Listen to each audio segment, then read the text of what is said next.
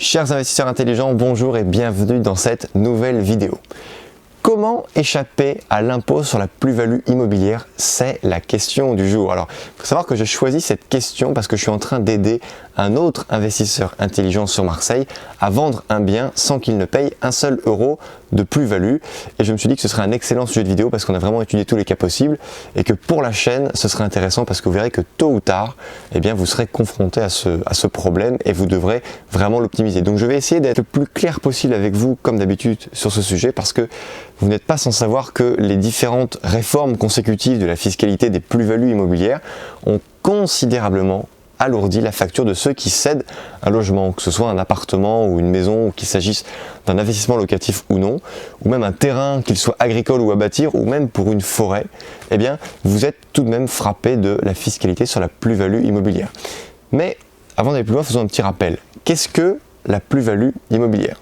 Alors, j'ai mes petites notes. Eh bien, la plus-value immobilière, ça correspond au gain réalisé entre l'achat et la revente d'un bien immobilier. Plus simplement, je dirais même schématiquement, la plus-value, elle est égale au prix de vente diminué du prix d'achat. Ça, c'est vraiment dans les cas standards.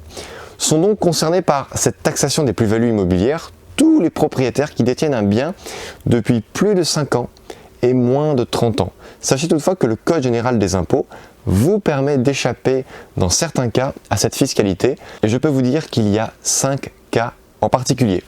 Alors, cas numéro 1 qui est évidemment le plus connu, c'est l'exonération en cas de cession de votre résidence principale. Effectivement, la cession de votre résidence principale n'entraîne aucune taxation, même si elle permet de réaliser une plus-value importante, voire très importante.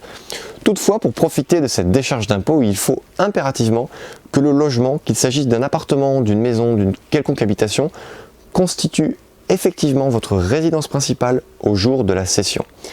Sachez néanmoins que l'administration fiscale peut accorder, je dirais même généralement elle accorde, une certaine souplesse, c'est-à-dire maintenir cette exonération dans le cas où le logement concerné est vacant au moment de la vente et qu'il était occupé préalablement comme résidence principale jusqu'à sa mise en vente, à la seule condition que la mise en vente intervienne dans un délai de 1 an. Oui, alors, une information importante à rajouter, c'est que cette exonération s'applique également aux dépendances dites immédiates et nécessaires, comme les caves, garages, chambres de bonne, vendues en même temps que la dite résidence principale. Par exemple, l'administration fiscale considère comme dépendance immédiate un garage attenant à votre habitation, mais situé à moins de 1 km. Et également, s'il y a plusieurs propriétaires, eh bien, en cas de cession par des conjoints, des partenaires pacsés, divorcés, séparés du logement leur servant de résidence principale, au moment de la séparation, eh bien, chacun d'entre eux profite d'une exonération sur sa fraction de plus-value. Et le fisc peut être encore plus altruiste, je dirais, lorsque la cession du logement fait suite à un placement en maison de retraite médicalisée ou en foyer d'accueil médicalisé de la personne propriétaire.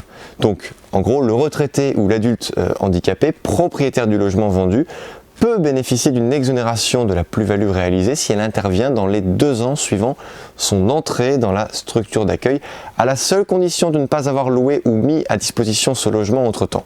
Alors, il y a évidemment d'autres conditions nécessaires comme le niveau d'imposition à l'IFI ou un certain revenu fiscal de référence, mais ça honnêtement, c'est votre notaire qui se chargera de faire les calculs. Cas numéro 2, c'est l'exonération réservée aux non-propriétaires de leur résidence principale. Alors ça veut dire quoi? Ça veut dire qu'hormis l'exonération de la résidence principale, il est possible d'obtenir un dégrèvement d'impôt sur la plus-value issue de la vente d'une résidence secondaire ou d'un investissement locatif sous réserve de respecter certaines conditions. Premièrement, le cédant ne doit pas avoir été propriétaire de sa résidence principale, que ce soit directement ou indirectement, par exemple au travers d'une SCI, au cours des 4 années précédant la cession.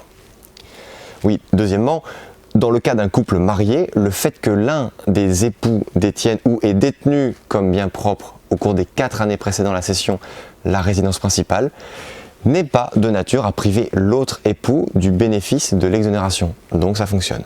Et troisièmement, le vendeur doit remployer le produit de sa vente dans un délai de 24 mois à compter de cette cession pour le réemployer à l'acquisition ou à la construction d'un logement qui deviendra sa résidence principale.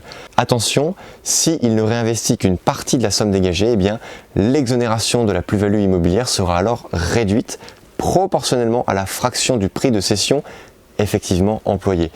Et là, information hyper importante pour les investisseurs intelligents, c'est que l'exonération d'impôt n'est accordée que sur demande, ce qui veut dire qu'en l'absence d'une demande formelle et officielle du cédant, eh bien la plus-value immobilière est imposable dans les conditions normales, c'est-à-dire dans les conditions du droit commun, tout simplement.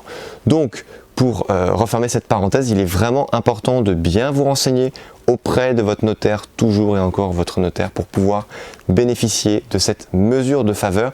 Surtout que toutes ces formalités ne sont vraiment pas à prendre à la légère, parce que tout manquement dans vos obligations déclaratives donne lieu à l'application d'une amende qui peut être égale à 5% voire plus des sommes non déclarées, et avec l'immobilier, ça peut chiffrer extrêmement vite.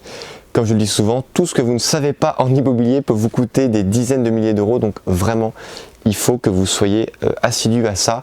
Une fois de plus, le mieux, c'est de provoquer un rendez-vous avec votre notaire. Vous lui parlez de vos projets et il vous dira exactement ce que vous devez faire, ce que lui fera pour vous aider, et vous verrez que grâce à un bon rendez-vous avec le notaire, vous allez économiser des milliers d'euros en fiscalité. Ensuite, il faut avancer. Cas numéro 3, c'est l'exonération de la plus-value issue des biens détenus depuis plus de 30 ans. Alors, concrètement, qu'est-ce que ça veut dire? Ça veut dire que lorsque la nature du bien vendu ne permet pas de profiter d'une exonération, eh bien, le fait de le posséder depuis plus de 5 ans réduit la pression fiscale supportée par le vendeur, et donc, lors du calcul de la plus-value sur un logement ou un terrain normalement soumis à l'impôt, eh bien, l'administration fiscale accorde un abattement pour durée de détention qui vient réduire la base d'imposition, et c'est cette assiette qui est égale à 0 dès lors que le bien cédé est détenu depuis plus de 30 ans. C'est bon, j'ai rien oublié de vous dire. Cas numéro 4, c'est l'exonération des cessions dont le montant est inférieur à 15 000 euros. En gros, ce qu'il faut retenir, c'est que le bien immobilier que vous vendez 15 000 euros ou moins est complètement exonéré, quelle que soit la durée de détention. Et si plusieurs ventes sont réalisées au cours de la même année civile, les plus-values immobilières se font en franchise d'impôt, à la seule condition que le montant de chaque cession ne dépasse pas 15 000 euros. Exemple, vous avez acheté 10 parkings à 10 personnes différentes au prix de 5 000 euros unitaires. Vous les revendez l'année suivante au prix de 15 000 euros unitaires, vous encaissez donc une plus-value de 10 000 euros par parking, donc 100 000 euros en tout. Eh bien, ces 100 000 euros sont complètement exonérés de toute fiscalité sur la plus-value immobilière. Ensuite, dernier cas, beaucoup plus rare, cas numéro 5, c'est l'exonération des plus-values immobilières de vente d'un logement dont les propriétaires sont des personnes titulaires de pensions de vieillesse ou de certains cas d'invalidité. Il y a également une exonération en cas d'expropriation dès lors que le prix est réinvesti dans un logement dans les 12 mois. Et enfin, il y a une exonération si la cession du bien en question se fait au profit d'un organisme gérant des logements sociaux ou des collectivités locales en vue de sa rétrocession à un bailleur social. Ce sont tous les cas, on vient de voir tout. Donc voilà, je crois que j'ai rien oublié. On vient de balayer toutes les possibilités pour être exonéré de fiscalité sur les plus-values immobilières. Si cette vidéo vous a plu, comme d'habitude, n'hésitez pas à la liker, à la partager, à vous abonner à la chaîne. En attendant, je vous dis à très bientôt pour une prochaine vidéo. Ciao!